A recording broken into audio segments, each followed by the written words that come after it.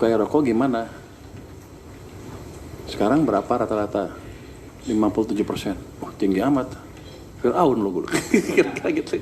Masalah diskusi masalah cukai. Anda tertarik cukai kan? Itu saham rokok pada naik 20% begitu saya ngomong cukai. Itu kan investor bukan? Nggak tahu. Naik 20%. Ya, mungkin sekarang masih naik. Ada cara mengambil kebijakan yang agak aneh untuk saya. Saya tanyakan, cukai rokok gimana? Sekarang berapa rata-rata? 57%. Oh, tinggi amat.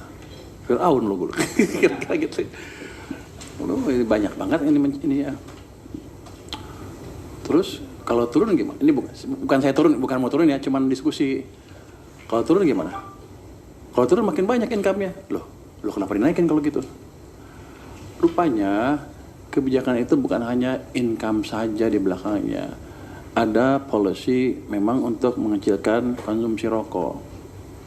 Jadi dikecil lah. Jadi otomatis industrinya kecil kan. Tenaga kerja di sana juga kecil. Oke, bagus kalau.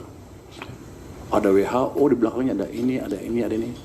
Cuman saya tanya, oke, kalau kamu desainnya untuk memperkecil industri, kan pasti udah dihitung dong berapa pengangguran yang terjadi kan.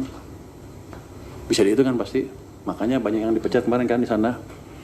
Terus mitigasinya apa? Apakah kita sudah buat program untuk memitigasi tenaga kerja yang menjadi nganggur? Programnya apa dari pemerintah? Nggak ada. Loh kok enak? Kenapa buat kebijakan seperti itu? Tuh, diskusinya itu antara di sana. Kalau gitu, nanti kita lihat.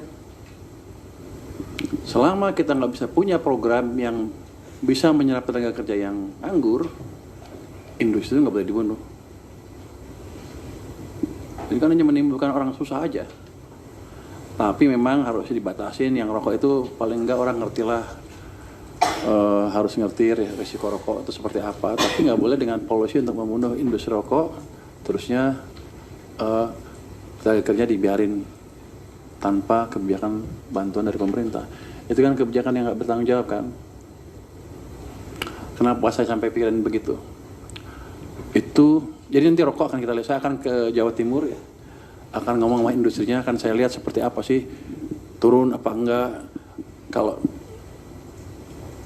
Kalau misalnya nggak turun tapi pasar mereka saya lindungin, dalam pengertian itu yang online yang putih, yang palsu itu saya larang di sana. Saya kan sudah perintahkan dia untuk mulai memonitor siapa aja yang jual beli online untuk barang-barang yang palsu.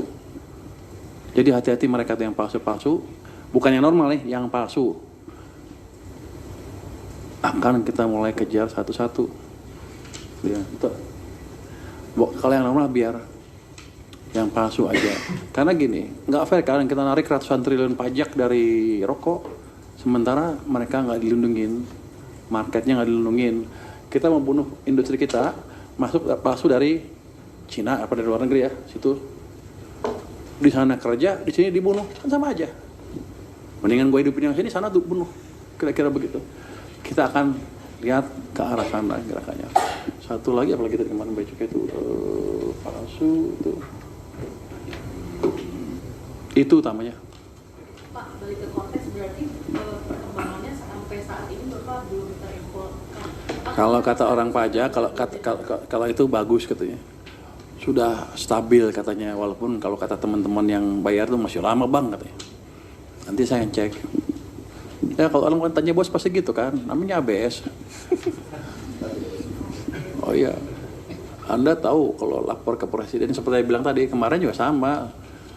Semuanya ABS. Saya bisa ini pak, saya bisa itu pak. Udah mati gimana? Ternyata tanya belum dihitung. Ini presiden pintar juga sih, lama-lama tahu. Jadi di sini begitu, yang ABS pelan-pelan akan kita rubah menjadi tidak ABS. Yang penting problemnya solve. Oke. Ya, yang lain. Oke, yang lain, Bang Ucok sebelah kiri. Ini menteri galak nggak? Nggak kan? Santai kan? Iya, Kalau Pak. itu gue kadang suka serius nih. Habis gue dilihat gue ketawa melulu ya, salah ya. Pak Purbaya, perkenalan saya Maulana dari Mereka yang serius tegang loh. Maulana Pak dari Investor Trust, mau Dari mana? Investor Trust Pak. Oh, anaknya Pak Primus ya? Ya.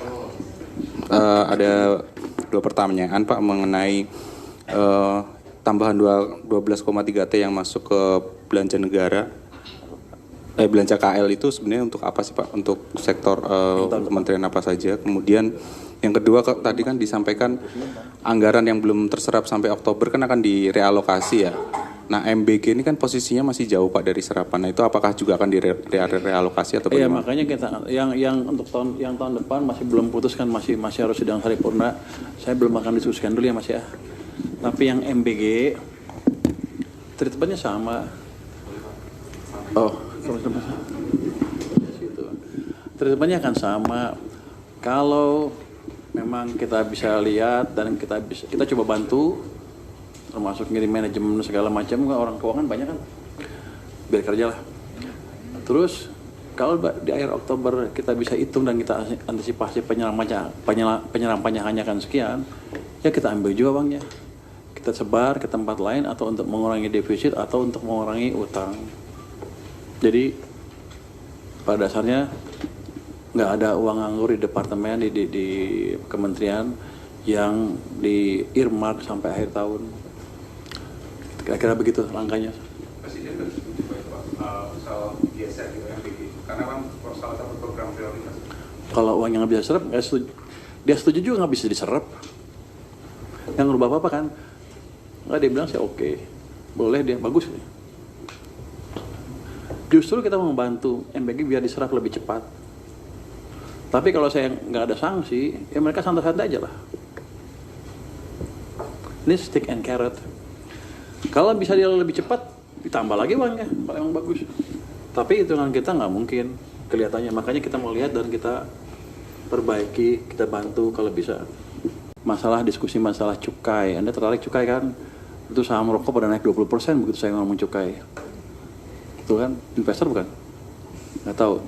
Naik 20%. Ya, mungkin sekarang masih naik. Ada